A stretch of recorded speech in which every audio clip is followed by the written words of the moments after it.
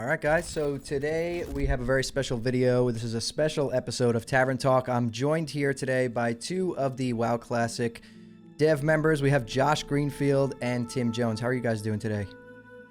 You're doing excellent. Happy to be here. Great. Awesome. Yeah, doing great. Cool. Well, I'm going to jump right into it because we don't have much time, but I have a ton of community questions that I've acquired, some from myself, my guild, and then obviously my community on YouTube. So if you guys don't mind, can I jump right in?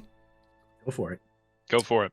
Awesome. So the first question I want to ask, a lot of people are talking about this, and it's constantly brought up in comments on my videos and things like that. So are you guys, contemplating or thinking about putting a system in place for acquiring previous phase runes, maybe using a currency or even gold or something to purchase these runes to make it a little bit easier for players maybe just jumping in now for the first time or leveling up alts to acquire some of the more difficult runes that, you need other people around to get? Yeah, this is something I think we talk about quite a bit. Being honest, like we didn't end up really having enough time in this phase to do everything we wanted to do there, but we really do want to look at some of the things some of the shared runes like the Dark Riders and things like that. It's like once you've kind of done that once, there's not a ton of value in continuing to do that over and over on multiple characters. So things like that, I think we'd really like to, and I think we've said in the past that for future phases, that's something we'd like to look into doing. So I think the short answer is yes, we'll probably do something. But in terms of I don't know if every rune will be on a vendor purchasable. Some of the class specific ones have very unique little story events and very unique little things. We don't necessarily want to sand off all the friction of that. That is an experience that we don't want to deprive anyone of, I guess. But definitely some of those shared ones in particular, it makes a lot of sense. We did a little bit of that too, the Emerald Warden's reputation. We made those runes just require neutral. You can just walk up to the vendor Right. and buy them, and so we definitely like to continue to do stuff like that. Okay. And definitely runes that integrate well with the natural level up experience. But anything that, most of our players are at max level content. That's sort of where we're naturally pushing people. So anything that has a hard requirement of needing multiple people, like the Chaos Bolt rune, needing to have multiple fire effects from multiple players, that's frustrating. We know that. We want to make that easier. Things that force you to go into lower level dungeons. We recognize we have data that says, there's not that many people running these lower level dungeons right now, so it's going to be frustrating for people. So those are definitely areas where we want to improve the experience for sure. Awesome. That's great to hear. I'm telling you, I get tons of comments. Everyone's asking that. So that's awesome. And the next question is, are you guys thinking of adding more runes in later phases, or is kind of what we have now the end, right? We have like a next slot open, maybe our weapons, maybe some more utility style runes. Anything on that? I think the current UI is looking pretty full in terms of the number of choices. I think the thing that's really interesting and cool about the rune system is that sort of on the fly, as needed, it's like, oh, we need an off tank for this, so I'm just gonna slot in a couple of runes and I can kind of effectively do that. But I've noticed that as we've sort of gained the number of runes, it's like, oh, I forgot Hammer of the Righteous. Whoops, my AoE threat kind of sucks now. It's like the more we layer on that, I think the more cumbersome and that could get. So I don't know. I think it might even be able to be argued that maybe we have a few too many now. So I don't know. I don't know if we're gonna want to add too many more slots at this point. But I don't know. You never say never. That's kind of what always our attitude. If there's a need or if we find a cool niche for it, maybe we will. Okay, cool. Thank you. Next question is, so the new content, right, that we've seen in Season of Discovery uses pre-existing areas, right, like Demonfall Canyon, the world bosses, BRD, Nomer, Sunken Temple. Can we expect that to continue, or might we see the team making some new areas in the future? What about that? Well, we've definitely had some limitations. I don't know if there's a trend. Why are we making content in reusable areas? Because we're a small team. We're growing. We're proving our legitimacy as a product, and the Classics team ability to, produce our own creative, unique endeavor. And one thing some people might not realize is how hard it is to get art, brand new art, how far ahead of time you need to communicate with the art team in order to get a brand new dungeon. I know a lot of people throw out the idea of like, how would it be super easy to throw together a new zone, a new dungeon, like a brand new raid? It's like, no, that's actually incredibly hard and time consuming. And so we want to, like, it'd be amazing if I could snap my fingers and give you a brand new dungeon that you've never seen before. I would, and I think all of us want that on the classic team. So what's the middle ground? We're trying to utilize underused dungeons, underappreciated spaces, and try to reinvigorate them in different ways. With that said about art, we have actually gotten some new art. I know it some people might make fun of the new boss in Molten Core. He might be a little simplistic, but it is new, right? And we don't have them yet, but we will have new loading screens for Demonfall Canyon and the Azure Ghost and Kazakh raids next patch. We didn't get them as soon as we wanted to, but and so that relationship with our art team is growing, and I think that there's going to be a lot more exciting things to come in the future. Nothing to announce at this point, but yeah, it's definitely something we're interested in. We want to create new spaces, but in the meantime, we're being as scrappy and as creative as we can to breathe life into existing spaces that are underutilized. Awesome. Yeah, and you guys are doing a great job too. So To expand on awesome. that just a tiny little bit too, like, you know, one of the benefits of sort of being kind of small and agile is that we can sort of respond to like what we think that the game needs in the moment. And there are some aspects of that are not really super compatible with like the sort of pipeline way that game development works, and that you know, having to plan really far in advance. You know, Demonfall Canyon was something that came together pretty quickly for us, and that was really cool, because it kind of started out as like one designer had one priest discovery that they wanted to take there, and they're like, hey, I'm going to make an instance area of this, and just to have high level monsters. And then we're just like, why don't we just make it a dungeon, you know? And that kind of organics, like what Tim said, scrappy approach is not something we can really do whenever you have this like really regimented, like we planned, like, or not planned, but we've like got that pipeline populated a year in advance. You know what I mean? And that's one of the benefits of how our team works, is that we can really react quickly and change our plans quickly. And that's not something we want to lose if possible. Definitely, yeah, makes sense. So this next question I actually get asked quite a lot on all of my videos. And if you guys could maybe shed some light on this, that would be awesome. Would you be able to inform us of maybe some sort of timeline for the release of future raid tiers in Season of Discovery? You know, should we be expecting a new raid every 6 weeks, 8 weeks? What does that look like?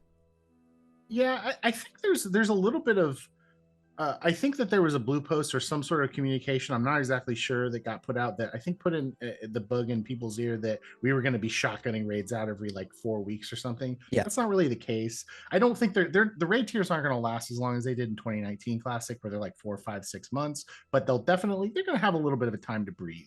Like, we put a lot of effort into making new items for these raids. We put a lot of effort into the new difficulty. We want to let it have some time to breathe. You know, we want you to get your tier set and get the gear you want and enjoy it for a little bit before the next thing comes. So you know, I wouldn't expect them to be many months long, but they won't be like 4 weeks long. Like, they're gonna have a little bit more time to enjoy each raid tier.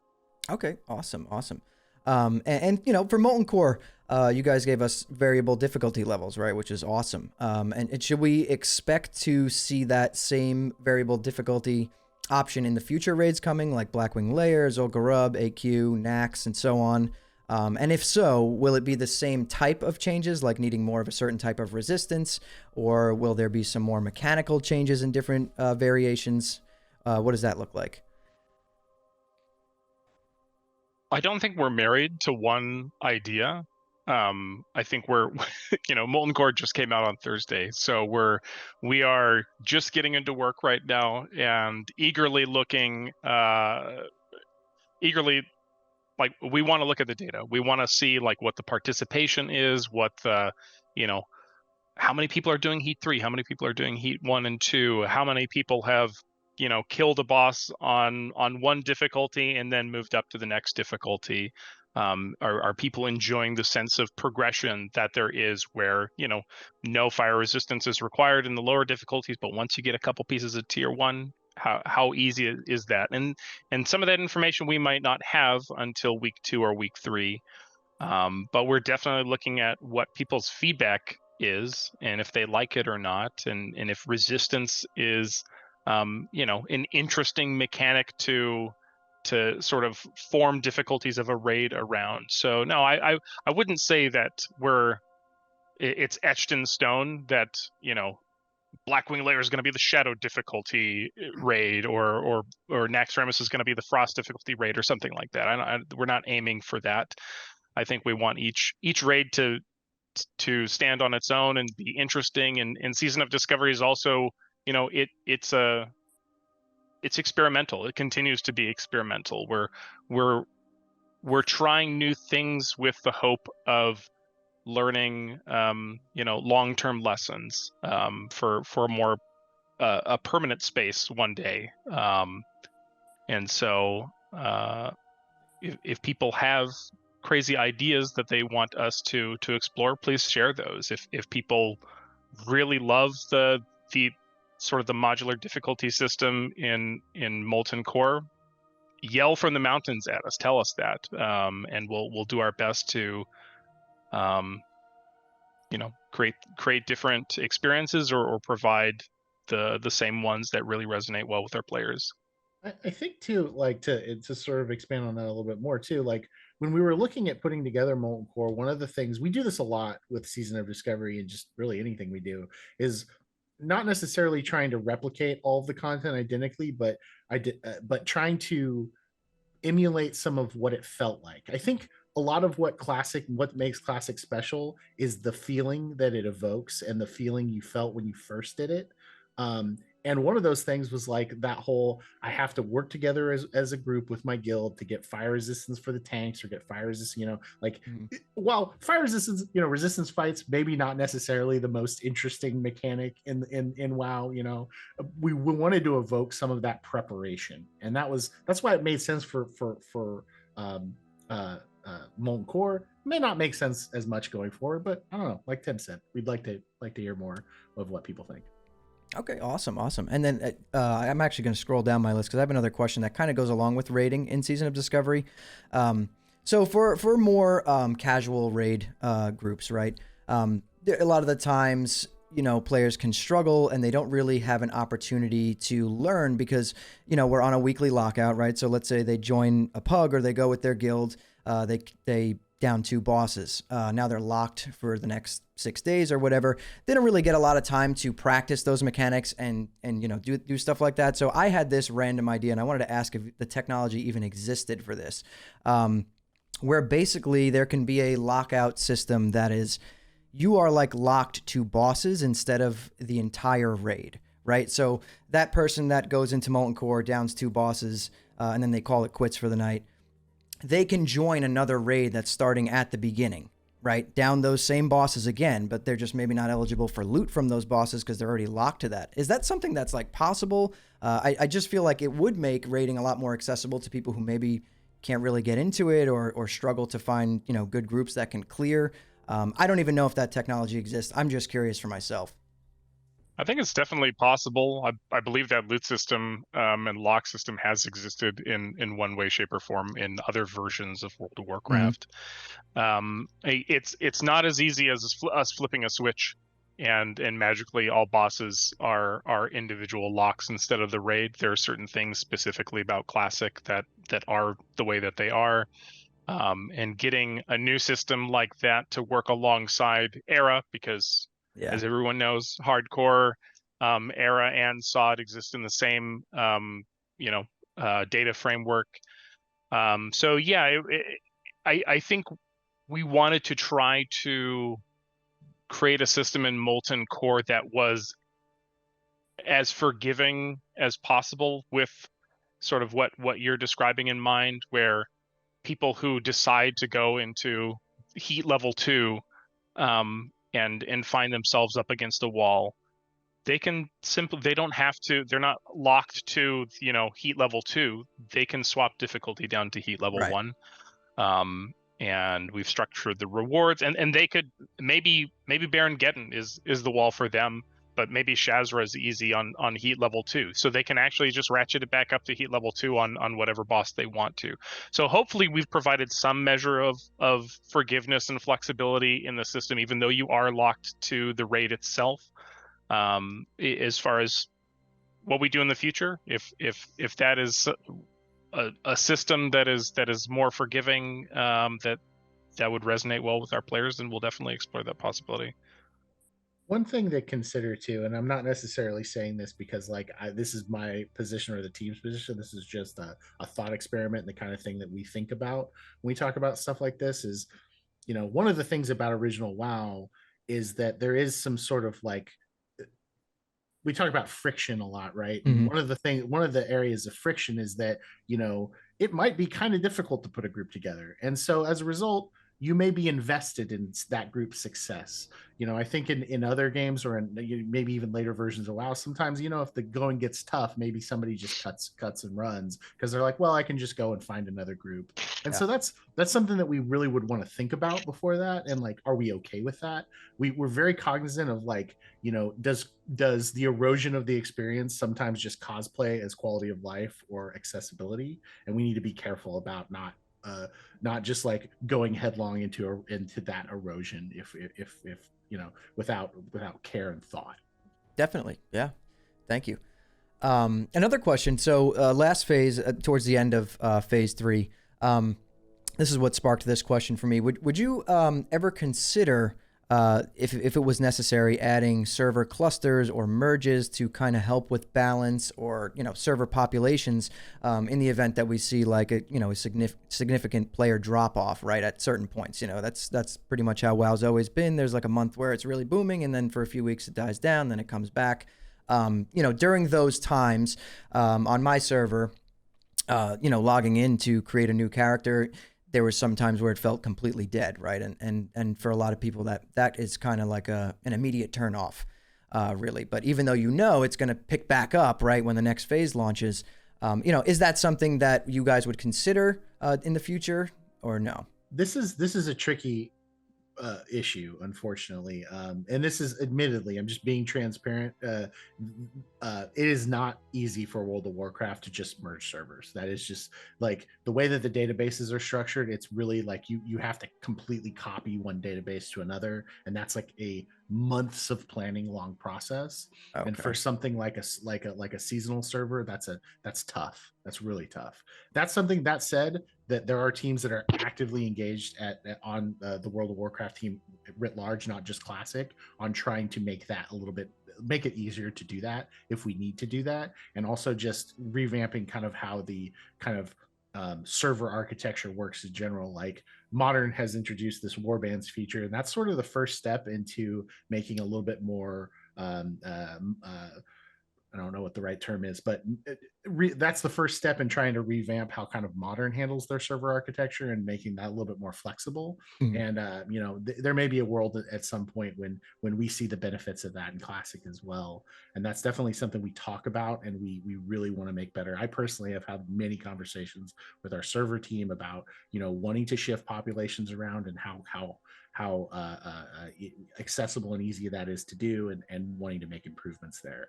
And that's something that is really, really top of mind for us. The short answer is not right now, but the longer answer is it's something we really want to invest in the coming years for sure. Awesome. And just an addendum to that, at the end of the day, we want people to be able to play on healthy servers. We want people to be able to be on a server where it feels alive and there's a lot of people.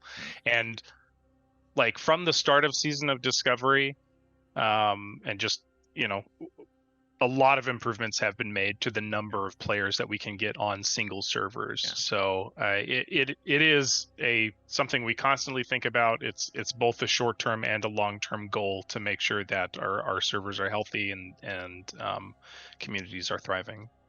Awesome. Thank you guys.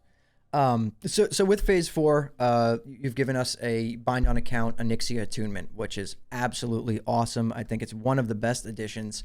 That's great because that's a very lengthy attunement. So would you consider adding something like this for other lengthy processes? For example, like the 0.5 quest line?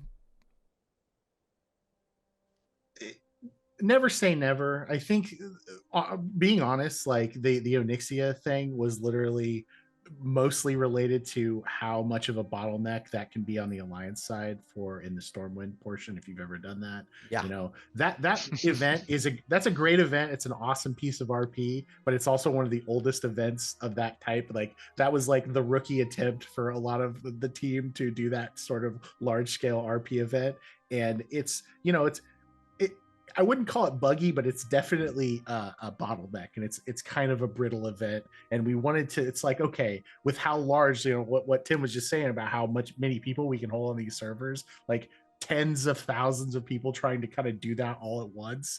Like it made sense. Like, okay, you know what? If you've done this once, let's just let you go ahead and send this to alts. But this kind of goes back to what I was saying before. Like, we don't want to erode all sort of like friction in the name of quality of life or whatever. Like those tier 0.5 quest lines are very involved, but at the same point, that's a lot of great content for people. Yeah. It gets people into dungeons, gets people grouping together, and it's like we'd have to be really careful and really thoughtful before we sort of said, okay, well, you've done it once. Like, do we want to accelerate maybe the dungeon running sort of scene to sort of fall off? Like, is that something we want to do?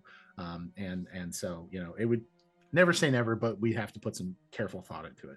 There's also other improvements that we can make along the line where it's like, should this item be group drop instead of just solo? Should the spawning on Alkaz Island be a bit better than it was for Blood Kelp? Should people have a slightly easier time getting to friendly with Cenarion, so that the grind for rep and Silithus isn't as tedious. So that there's a lot of little places that could actually provide a great improvement without us just shortcutting people to the end. Yeah. Awesome. Thank you, guys. So this one is for the PvP enjoyers from my community.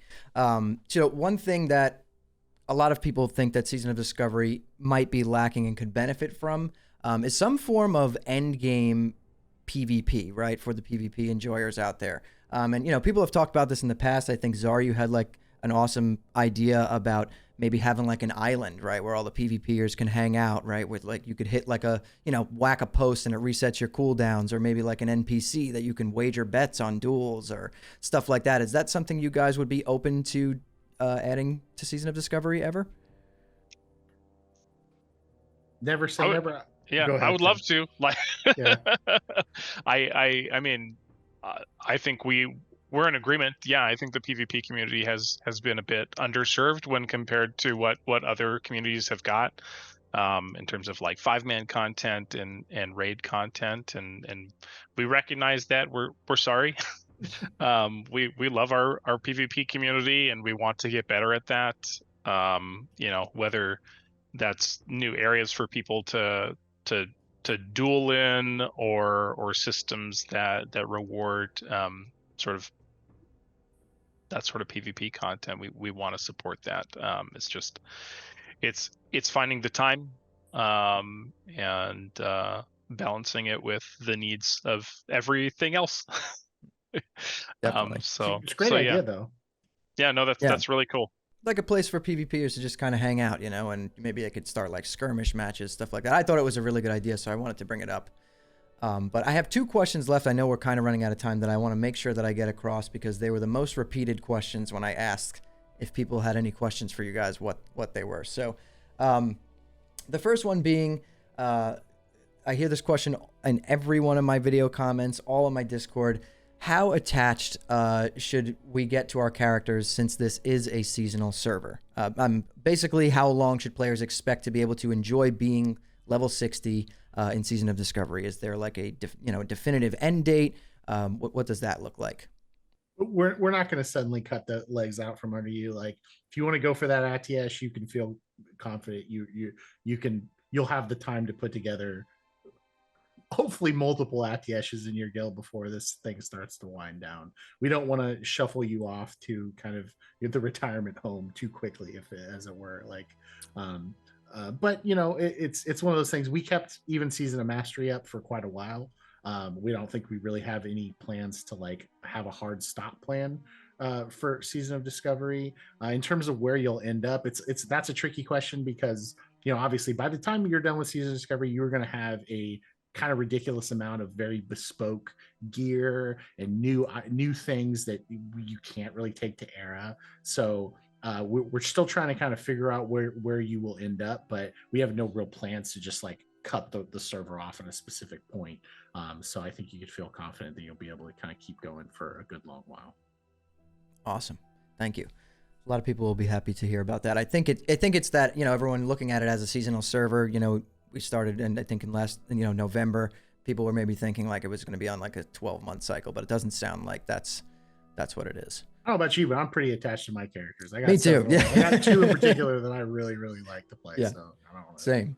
Not in a hurry to see them go away, you know? Yeah, me either. Okay, cool. So then this next question, and you know, you guys have gotten this a million times, but the question everyone is always asking me and everyone wants to know the answer to is, and I'm sure you can't really answer this, but everyone looks at the massive success of games like old school RuneScape, you know, that have become super popular by implementing a permanent non-seasonal classic version of the game with consistent updates that are, you know, basically polled and voted on by the community on a monthly or, you know, bi-monthly basis. Basically, are there any plans to maybe do something like this with Classic going forward? Maybe called Classic Plus or, you know, something like that? Well, we're definitely not going to announce anything. That's not. But like I think the community just needs to reflect on what we're doing as a team and try to think about why we're doing it. Like, why do we have an experimental, like, seasonal server like Season of Discovery? Why are we trying out vastly different types of raid designs and difficulties? Why are we creating brand new tier sets and trying to make classes that were vastly underrepresented more represented and enjoyable? You know, I think we may stretch too far in terms of how we push the limits of what is acceptable within, you know, classic, traditional classic design for Season of Discovery, but a lot of that's purposeful. So just, you know, without saying anything, I think people can maybe infer a lot of stuff from what we've been trying to do and all the different things that we've put forward to players, and how we consistently ask for feedback and ideas and what people are comfortable with and what people are uncomfortable with. You know, not everything in Season of Discovery is meant to be, you know, a straight up banger. Like we intend for some things for, I mean, we obviously want everything that we put out to be amazing and received well, but it's okay if it's not. And that's a lesson for us to take forward on whatever we work on in the future. So yeah, almost as important as finding what works is finding what doesn't. Because you know, I think if we had gone back to November and said this is Classic Plus, like, you know, I think we would have it would have had a different connotation, different way of thinking about it, and things like that. And so, you know, this is why this is our sort of test bed. This is the fertile ground to be able to kind of grow ideas for the future. Awesome. Yeah, sounds good. I think that's what a lot of people, you know, kind of already know, you know. So that's great to hear. And kind of, you know, going off of that question, you kind of answered it a little bit there, Tim. But I have a question here that, you know, what to you guys differentiates Season of Discovery, right, from like Cataclysm Classic or Classic Era? Like how do you go about deciding what changes will fit in Season of Discovery and which things might be like going too far? Like what does that process look like? It's an interesting question to answer. I think when we started out, we had a very specific sort of like, well, this is classic, or this is the type of thing from classic that we want in season discovery, and this is what we don't. And over time, honestly, that's changed quite a bit. Like Yeah. looking at like tanking philosophy, I think early on, I personally and a lot of people on the team were pretty dug in on like, well, some tanks will be better at some things than others, and AoE threat might not be something that everybody has, but as obviously as new abilities got introduced, everybody got more damage, everybody got a lot of new toys to play with. It's like actually doesn't make sense, so we just need to change that. And so it's I think that's fluid, I guess. I don't want to give a cop-out answer, but it's really just like a whatever kind of makes sense at the time, as we go. But in general, there are some constants about original WoW that we really feel strongly about, kind of like that social aspect and wanting to really like invest in getting in a group, invest in building a social circle, invest in relationships and stuff like that. That's always something that we're kind of keenly interested in, giving you reasons to group up with each other, stuff like that. But I don't know. I could go on and on and on, but it's it's a deep question. There's a lot to that. And I think it sort of changes over time with how the community and the game evolves. Okay, great. Yeah, and I think we're pretty much out of time, and that's really all I've got for you guys today. So, I want to thank you guys seriously for giving me this time. This was absolutely awesome, talking with you, kind of picking your brains on this stuff, and I think you guys are doing an amazing job. So, thank you. Thanks, sir. Thank you so much. Take care, guys. See ya.